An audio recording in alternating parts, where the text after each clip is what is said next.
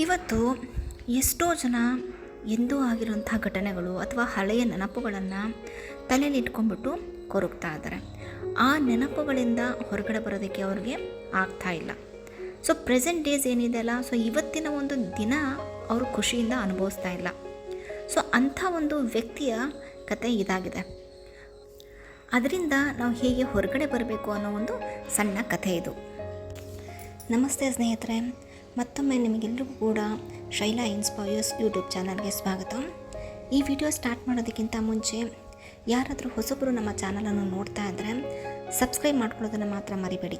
ಯಾಕಂತಂದರೆ ನಿಮ್ಮ ಒಂದೇ ಒಂದು ಸಬ್ಸ್ಕ್ರಿಪ್ಷನ್ ನಮಗೆ ಬಹಳ ದೊಡ್ಡ ಪ್ರೇರಣೆಯನ್ನು ನೀಡಲಿದೆ.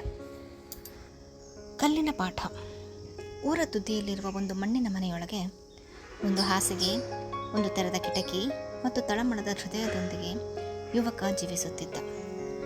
ಆತನ ದಿನಗಳು ನಿಸ್ಸಾರವಾಗಿದ್ದು, ತಲೆ ಕೆಳಗಿನ ಭಾವನೆಗಳು, ಹಳೆಯ ಘಟನೆಗಳ ಬೇಸರ ಅವನನ್ನು ಕಾಡುತ್ತಿತ್ತು.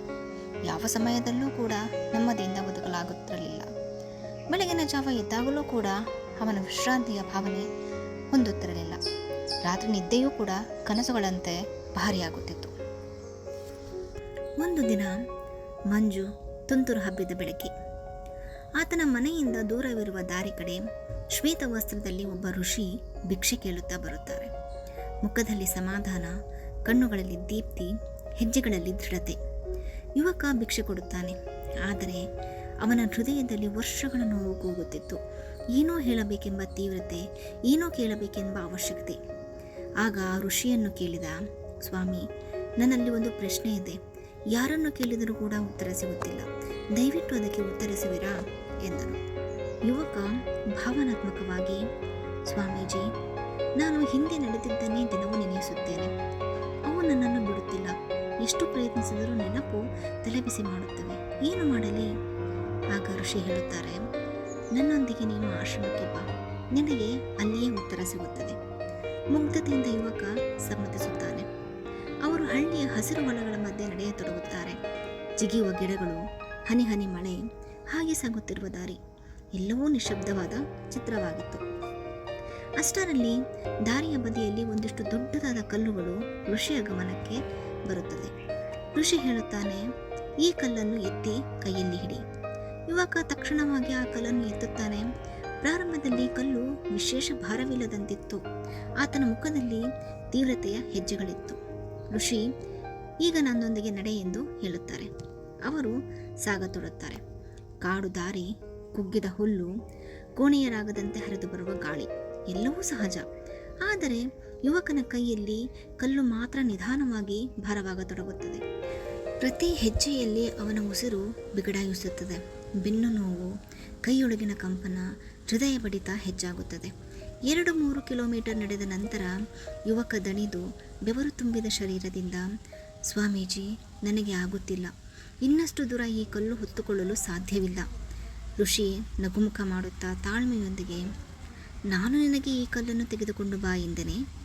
ನೀನು ಬಯಸಿದ್ದರೆ ಮೊದಲೇ ಬಿಸಾಕಬಹುದಿತ್ತಲ್ಲವೇ? ಆದರೆ ನಿನ್ನದೇ ಆದ ನಿರ್ಧಾರದಿಂದ ನೀನು ಇದನ್ನು ಹೊತ್ತುಕೊಂಡು ಬಂದೆ.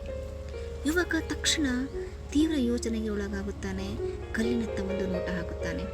ಋಷಿ ಶಾಂತವಾದ ಗಂಭೀರ ಧ್ವನಿಯಲ್ಲಿ, ಪ್ರಾರಂಭದಲ್ಲಿ ಈ ಕಲ್ಲು ನಿನಗೆ ತೂಕ ತೋರಿಸಲಿಲ್ಲ. ಆದರೆ ದೂರ ನಡೆದು ಬಂದಾಗ ಅದು ನಿನ್ನನ್ನು ಕುಗ್ಗಿಸಿತು, ನಿನ್ನ ಶಕ್ತಿಯನ್ನು ಹೀರಿ ಹಾಕಿತು. ಅದೇ ನಿನ್ನ ಹಳೆಯ ನೆನಪುಗಳ ಕಥೆ. ತಪ್ಪುಗಳೇ ಆಗಲಿ, ನೋವಿನ ಸಂಗತಿಗಳೇ ಆಗಲಿ, ಅವುಗಳನ್ನು ನೀನು ನಿನ್ನೊಳಗೆ ತಡೆದಿಟ್ಟರೆ ಅವು ದಿನದಿಂದ ದಿನಕ್ಕೆ ಹೆಚ್ಚು ತೂಕ ಹೊರಿಸುತ್ತವೆ.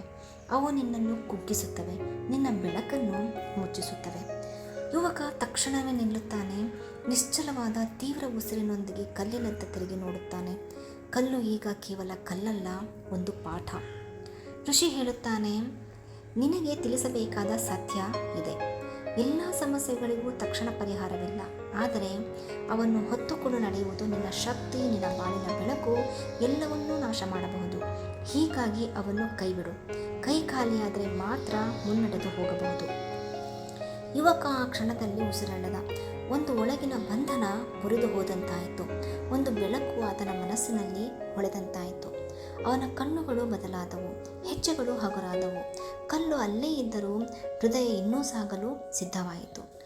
ಅವನ ಜೀವನದಲ್ಲಿ ಮೊದಲ ಬಾರಿಗೆ ಹಳೆಯದನ್ನು ಬಿಟ್ಟುಬಿಟ್ಟ.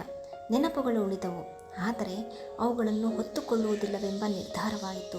ಅವನ ಹೆಜ್ಜೆಗಳು ಈಗ ಹಗುರವಾಗಿದ್ದವು.